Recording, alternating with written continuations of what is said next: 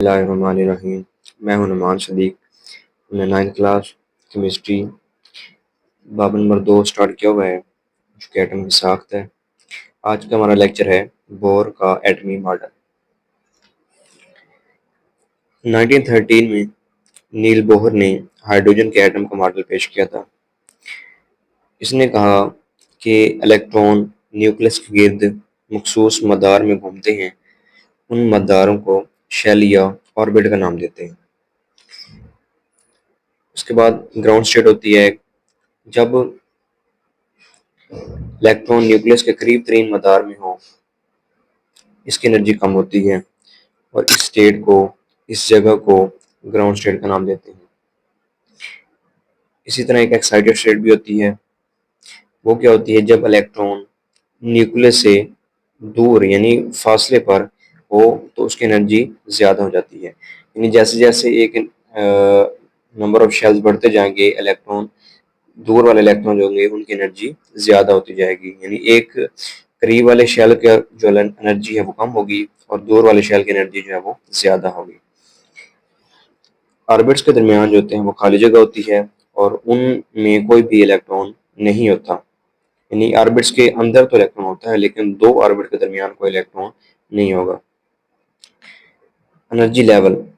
अब ऑर्बिट्स जो है इनको एनर्जी लेवल भी कहते हैं,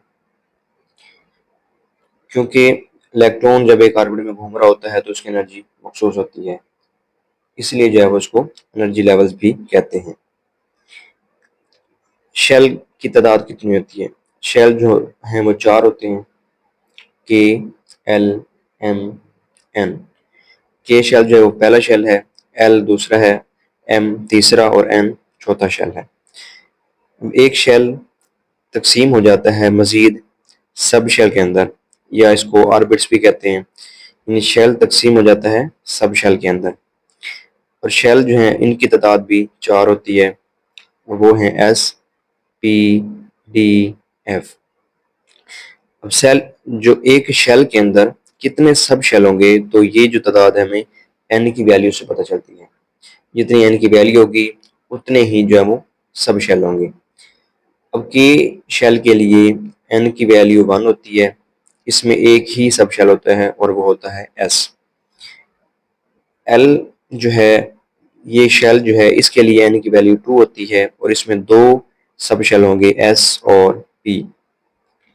एम जो सब शेल है इसके लिए एन की वैल्यू 3 होती है और इसके अंदर 3 सब शेल होते हैं एस, पी एंड डी। और एन के लिए एन जो शेल है इसके लिए एन की वैल्यू 4 होती है और यानी इसके अंदर होते हैं एस, पी, डी और एफ।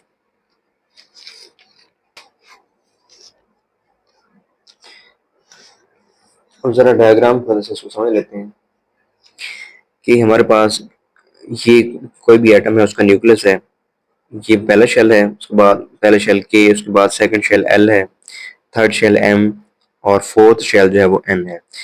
अब यहाँ से इन सब शेल में के जो है वो न्यूक्लियस के सबसे ज़्यादा करीब है, उसके बाद एल जो है वो थोड़े फासले पर है, एम का फासला और ज़्यादा है और एन जो है वो सबसे दूर है। अब यहाँ पे अगर हम ग्राउंड स्टेट और एक्साइटेड स्टेट की बात करें तो के जो है ये ग्राउंड स्टेट में है, यानी इसमें जो इलेक्ट्रॉन होगा वो ग्राउंड स्टेट में होगा और एन जो है वो एक्साइटेड स्टेट में होगा, यानी यहाँ पे जो एनर्जी है वो मैक्सिमम होती है, क्योंकि ये न्यूक्लियस से दूर होता है, इसकी एनर्जी मैक्सिमम होगी तो यहाँ पे जो इलेक्ट्रॉन होंगे उनकी एनर्जी भी ज़्यादा होगी। अब अगर एनर्जी को डिस्कस करें तो के जो है के लिए एन की वैल्यू 1 होती है तो एनर्जी भी इक्वल होगी E1 की। एल के लिए एन की वैल्यू 2 होती है तो यहाँ पे E इक्वल हो जाएगा E2 के। एम के लिए एन की वैल्यू 3 है तो इसकी जो एनर्जी होगी वो E3 के इक्वल होगी, यानी तीसरे शेल की एनर्जी। और एन जो है इसके लिए एन की वैल्यू 4 होती है तो इसकी जो एनर्जी है वो E4 होगी, यानी चौथे शेल की एनर्जी। यहाँ पे अगर हम इसका ऑर्डर लगाएं तो E4 की एनर्जी मैक्सिमम होगी, उसके बाद E3 की एनर्जी आएगी, उसके बाद E2 की आएगी और सबसे कम जो एनर्जी होगी वो E1 की होगी, क्योंकि E1 वाले जो और शेल है ये ग्राउंड स्टेट है और E4 जो है ये एक्साइटेड स्टेट है। अब एक और चीज़ होती है कि न्यूक्लियस के गिर्द इलेक्ट्रॉन जो घूम रहा है उसकी जगह क्या होगी, किस लोकेशन पे वो मौजूद होगा। तो इसको हाइजेनबर्ग बर्ग अनसर्टेनिटी प्रिंसिपल भी कहते हैं। तो लेकिन यहाँ पे एक चीज़ मेन है, वो ये है कि इलेक्ट्रॉन की एग्जैक्ट लोकेशन का जो है वो आइडिया नहीं लगाया जा सकता।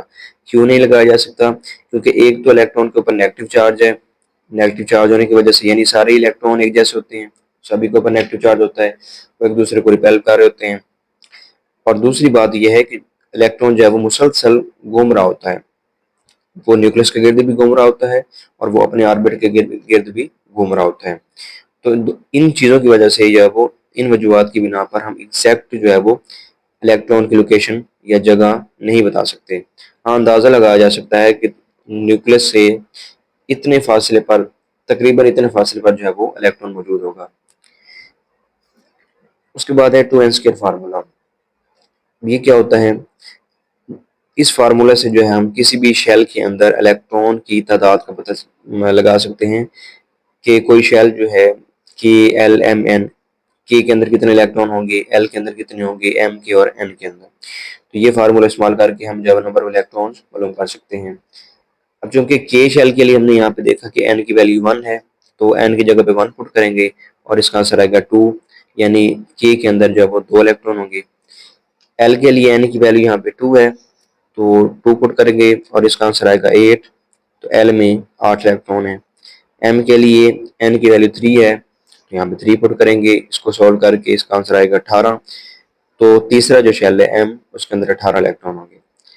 एन जो है, इसके लिए एन की वैल्यू 4 होती है, तो इसको सॉल्व करेंगे तो इसका आंसर आएगा 32। तो एल एन में जो है वो 32 इलेक्ट्रॉन मौजूद होंगे। तो इस तरह जो है हम किसी भी शेल के अंदर जो है वो इलेक्ट्रॉन की तादाद को मालूम कर सकते हैं। अब बात आती है सब शेल की कि हर सब शेल के अंदर कितने इलेक्ट्रॉन होंगे। तो एस के अंदर जो है वो 2 इलेक्ट्रॉन होते हैं, पी के अंदर 6 इलेक्ट्रॉन होते हैं, डी के अंदर 10 होते हैं और एफ के अंदर 14 इलेक्ट्रॉन होते हैं।